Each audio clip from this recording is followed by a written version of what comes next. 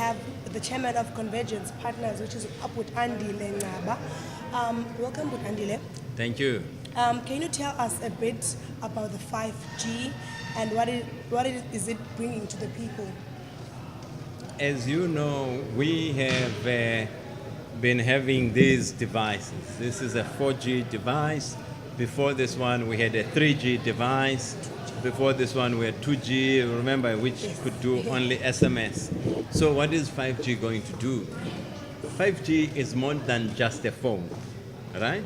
At home, you all receive bills from the municipality. You receive a water bill. You receive, for instance, a bill of electricity. You know, where that meter is of electricity and where the meter for water is will all be connected to the 5G phone. In the same way as when you look for your data, as your data goes down, you are able to look at it here. In your phone, you say, hey, data yam iyaphela. You will be able to look at your electricity as your electricity gets finished. Or if you say buy prepaid electricity, you will open and say my electricity, you see it. You will see your water going down. During the day, you will see your water, who is using your water a lot, which geyser, which tap. Those are two examples that 5G will give. The second thing that 5G is going to create is imoto ezingaqhutywa mntu. Yeah? Uyabona masimoto ngoku zikhona izimoto zikwazi uzipakela, you know, whereby self-parking cars, you just leave it there, it parks, right? Those cars will be driven by 5G, basically. So that's another one. I've explained water bills, electricity bills, parks for cars. I-tractor for ulima ezilalini nayo ayizuba namntu. I-tractor izakwazi uhamba nje ilime without a person on it. It's going to be driven by 5G.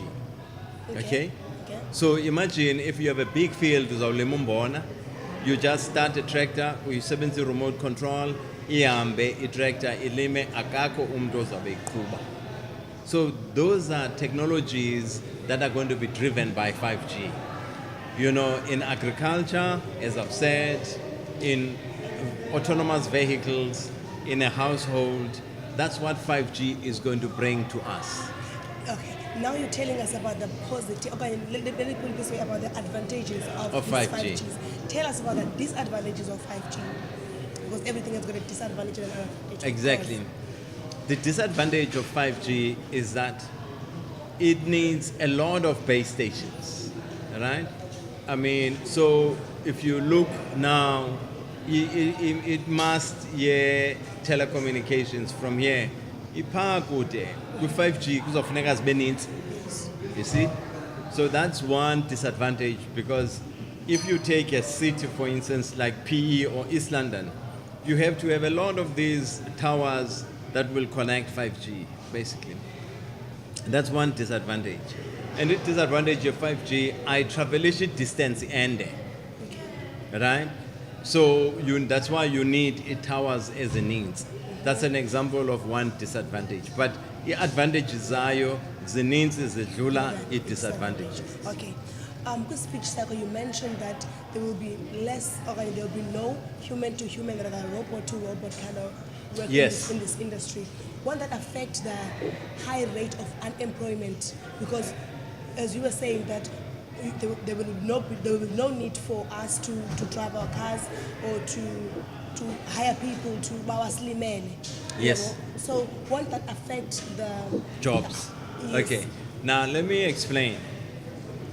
The way this thing is going to work, in my view, a lot of things, I mean, you take, for instance, call centers. The call center of the future is going to be driven by robots, right? And then also, for instance, a lot of activities will be driven by robots. So the question we need to ask ourselves, we need to reskill people to other things than to say we do not want artificial intelligence, we do not want robots to come in. There will be other skills that are new that will come.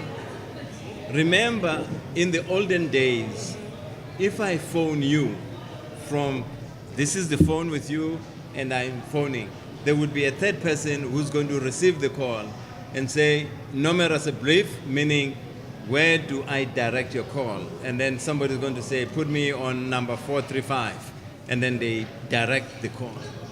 So a telephone call between me and you had a third person. The whole communications changed and became digital, that I can phone you directly. What happened to those jobs? Do we want to go back there, whereby if I'm going to make a phone call, I must always get somebody else to place the call for me? Nobody wants that. So technology then, it changes over time. But as it changes, it allows us to do new things, to find new jobs, to do new types of work, rather than to say, if you look, for instance, a Mercedes-Benz or a PE, a VW, there are a lot of robots now that are being used there. And then 20, 30 years, there were no robots, right, to manufacture a car. And robots are slowly becoming more and more, but they still, for quality purposes, you will still need a person to oversee some of the way these things are being done. There is no way whereby jobs of human beings will ever be eliminated totally. It will never happen. But we need to accept that human beings and robots are going to be working together in future, industries that are driven by artificial intelligence. So that is basically the way I see the future. My view is that we need to embrace this future. We need to accept this future than to think we will fight against it. But what is important is to reskill our people for this future, basically. Thank you, sir. Thank you.